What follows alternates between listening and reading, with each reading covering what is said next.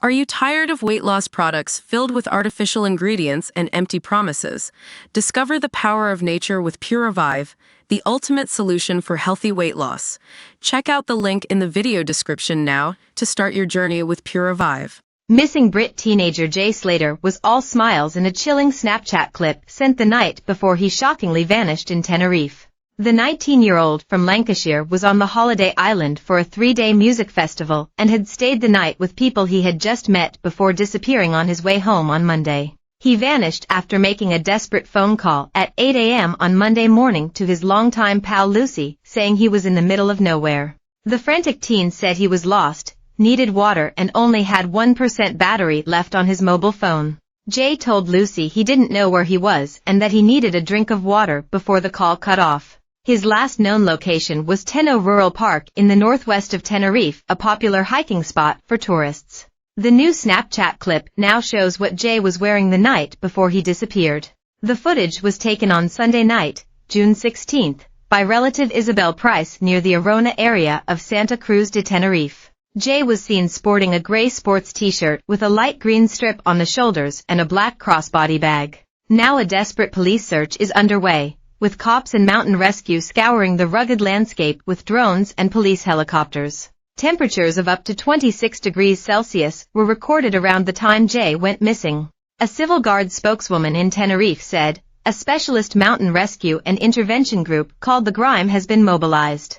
A police helicopter is also out and focusing on the area around the village of Masca. Other emergency services, including firefighters, have also been mobilized. Everything possible is being done to try to find the missing man. Jay's mom flew out to Tenerife with Jay's older brother on Tuesday to help with the frantic search. Her partner Andy Watson, 63, said Jay was no mug but could have taken a wrong turn on an 8-hour walk back to his hotel. He said Jay could have got even more lost during the 8-hour hike after losing his bearings. Speaking outside their home in Ozzeltwizel, Andy told our channel, "It's really worrying. It feels like a blur at the moment. Jay is very streetwise and he's no mug, but if it was dark and he had no touch on his phone, he could have gone the wrong way and become more lost than he was." Andy said Jay had disappeared after going to a rave with his pal Lucy. He said, Lucy contacted Debbie to say he'd gone back with 2 English lads he met at the party to their place for a few beers.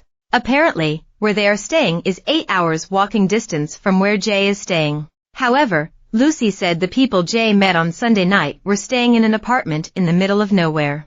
She told Manchester Evening News, "He's gone on a night out, he's gone to a friend's house, someone that he has met on holiday. One of the people he has met has hired a car out of here, so he's driven them back to his apartment and Jay has gone there not realizing how far away it is. He's ended up out in the middle of nowhere." Jay was obviously thinking he would be able to get home from there. Debbie said from Tenerife that Jay was likely disorientated and didn't realize it was an 8-hour walk back to his apartment in the south of the island. Speaking from the south of the island where her son had been staying, she said, "I just think it was a question of him not knowing the island well enough."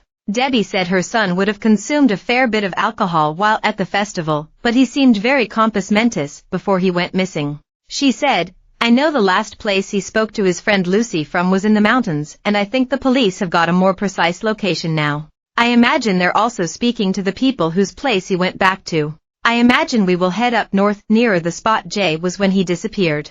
Debbie also said she has been bombarded with prank calls from trolls claiming to have kidnapped her son.